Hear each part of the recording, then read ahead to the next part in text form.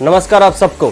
28 मई 2023 को मतलब आज ही प्राइम मिनिस्टर नरेंद्र मोदी नया पार्लियामेंट बिल्डिंग का उद्घाटन करने वाले हैं। अनुमान लगाया जा रहा है कि 28 तारीख को सावरकर जयंती है, इसीलिए शायद इसी दिन को चुना गया है। 2014 को 26 मई और 2019 को 30 मई के दिन प्रधानमंत्री नरेंद्र मोदी ने प्रधानमंत्री के लिए शपथ ली थी। पर इस साल विनायक दामोदर सावरकर जी का 140वां बर्थडे है, तो शायद इसीलिए ये 28 मई को चुना गया। 10 दिसंबर 2020 को प्रधानमंत्री नरेंद्र मोदी ने फाउंडेशन स्टोन ले किया था इस नया पार्लियामेंट बिल्डिंग का। इस नए बिल्डिंग का कॉस्ट एज्यूम किया जा रहा है 900 करोड़ रुपए के आसपास। पर बिल्डिंग का काम पूरा खत्म होने के बाद पता चला कि पूरा खर्चा 1200 करोड़ रुपए हुआ है। तो यहाँ पे एक सवाल आता है कि सच में इंडिया को अभी एक नया पार्लियामेंट बिल्डिंग की ज़रूरत है? इतना पैसा खर्चा करके उस पुराने वाले पार्लियामेंट बिल्डिंग में क्या प्रॉब्लम हुआ था कि इतना पैसा खर्चा करके एक नया पार्लियामेंट बिल्डिंग बनाया जा रहा है? क्यों ये प्रोजेक्ट बहुत टाइम से सुप्रीम कोर्ट में फंसा था और ऑपोजिशन वाले भी क्यों इस प्रोजेक्ट को बहुत ही क्रिटिसाइज़ कर रहे हैं? तो चलिए आज की इस वीडियो में इस नया पार्लियामेंट बिल्डिंग के बारे में जानते हैं। 2019 में गवर्नमेंट ने सेंट्रल विस्ता रीडेवलपमेंट प्रोजेक्ट का अनाउंसमेंट किया था, जो आपका राष्ट्रपति भवन से लेके इंडिया गेट तक जो 3 किलोमीटर वाला एरिया है उसी को कहा जाता है। सरकार इस एरिया को रीडेवलप करना चाहता है।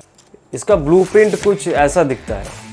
इस पूरे नया प्रोजेक्ट में एक नया पार्लियामेंट बिल्डिंग के साथ और भी बहुत कुछ होने वाला है, जैसे प्राइम मिनिस्टर के लिए एक नया ऑफिस, प्राइम मिनिस्टर के लिए एक नया रेसिडेंस, वाइस प्रेसिडेंट के लिए एक नया रेसिडेंस और एक बहुत बड़ा सा पार्क, और भी बहुत कुछ है इस प्रोजेक्ट में। पहले जो मैं 1200 करोड़ रुपए खर्चा बताया था, ये सिर्फ नया पार्लियामेंट बिल्डिंग का है।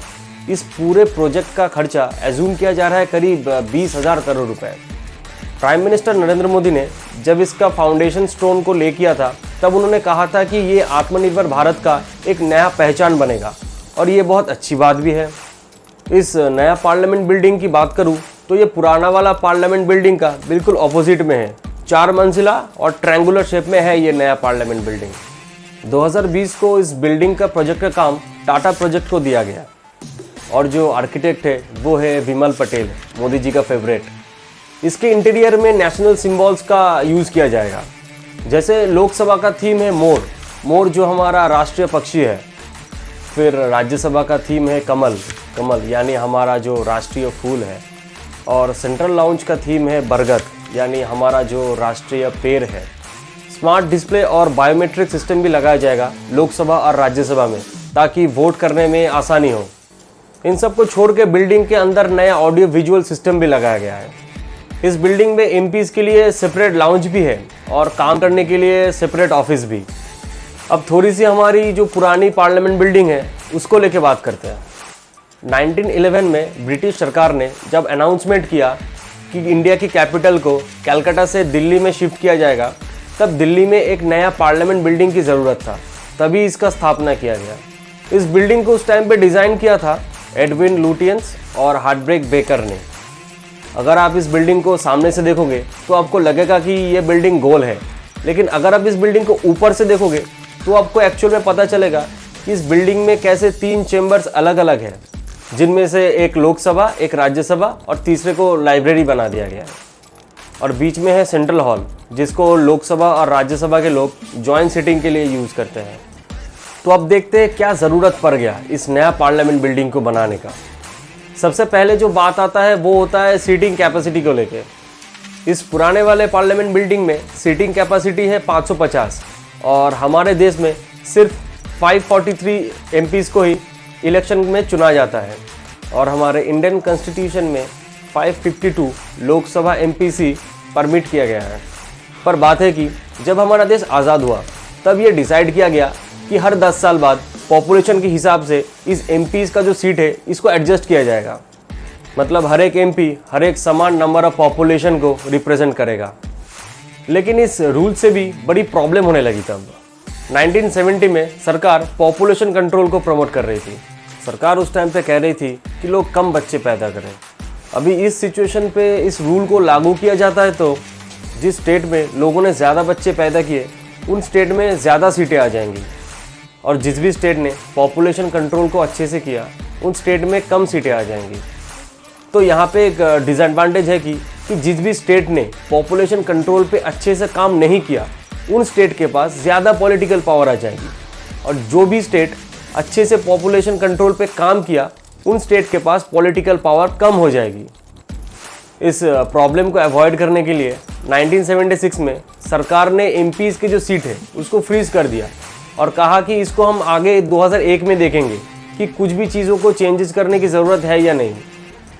फिर सरकार ने 2002 में कहा कि अभी भी इसको चेंजेस करने की कोई ज़रूरत नहीं है, अब हम इसको सीधा 2026 में देखेंगे। लेकिन इसको पोस्टपोन करते करते क्या हुआ, आज के दिन जितने भी एमपीज़ है ये सेम नंबर ऑफ पॉपुलेशन को रिप्रेजेंट नहीं करते। एक रिपोर्ट के अकॉर्डिंग इंडिया में जिस हिसाब से पॉपुलेशन इंक्रीज़ हो रहा है उसी आधार पे अगर 2026 के नंबर ऑफ पॉपुलेशन को मेंबर ऑफ पार्लियामेंट के साथ सेट किया जाए तो लोकसभा में 543 के जगह 840 एमपीज़ लगेंगे। ये भी एक बड़ा रीज़न बताया जाता है कि क्यों इस न्यू पार्लियामेंट बिल्डिंग की ज़रूरत है, जहां इस नया पार्लियामेंट बिल्डिंग में सीटिंग कैपेसिटी है 888 और पुराने वाले पार्लियामेंट बिल्डिंग में इतनी सीटिंग कैपेसिटी नहीं है। एक तरफ से देखा जाए तो अगर जिस हिसाब से नंबर ऑफ़ एमपीज़ बढ़ने चाहिए थे, अगर उस हिसाब से नंबर ऑफ़ एमपीज़ बढ़ते तो ये जो और एमपीज़ होते तो इनके लिए भी सरकार को और खर्चा उठाना पड़ता, जैसे इनका सैलरीज का खर्चा, इनका सिक्योरिटीज़ का खर्चा, फिर इनके इलेक्शन के टाइम पे जो खर्चा होता है वो सब खर्चा भी सरकार को उठाना पड़ता। और सरकार के पास जो पैसा होता है ये आखिर में आम जनता का ही पैसा होता है। आप लोगों का इस पे क्या विचार है, नीचे कमेंट बॉक्स में ज़रूर बताइएगा। इस नए बिल्डिंग को बनाने के फेवर में भी बहुत कुछ कहा जाता है, जैसे कि ये जो पुराना पार्लियामेंट बिल्डिंग है इसका कोई भी प्रूफ नहीं है कि ये बिल्डिंग अर्थक्वेक प्रूफ है, और ये जो नया पार्लियामेंट बिल्डिंग बना है तो जाहिर सी बात है ये अर्थक्वेक प्रूफ ही होगा। साथ में ये भी कहा जाता है कि इस पुराने पार्लियामेंट बिल्डिंग में जो ऑडियो साउंड सिस्टम है ये भी बहुत पुराने सिस्टम है और इसको चेंज करना भी बहुत मुश्किल है, पर कोई सॉलिड रीज़न नहीं बता पाता। कुछ लोग इसके अगेंस्ट में कहते हैं कि ये जो पुराना वाला पार्लियामेंट बिल्डिंग है इसको चाहते तो अपग्रेड कर सकते थे, इसमें नया ऑडियो सिस्टम भी लगा सकते थे, तो ये इतना खर्चा नहीं होता। साथ में ये भी कहा जाता है कि दिल्ली शहर के बीच में 200 से ज़्यादा पेड़ों को काट के इतना बड़ा कंस्ट्रक्शन काम को किया जाएगा तो पॉल्यूशन भी बहुत ज़्यादा होगा। वैसे भी दिल्ली में पहले से पॉल्यूशन बहुत ज़्यादा है।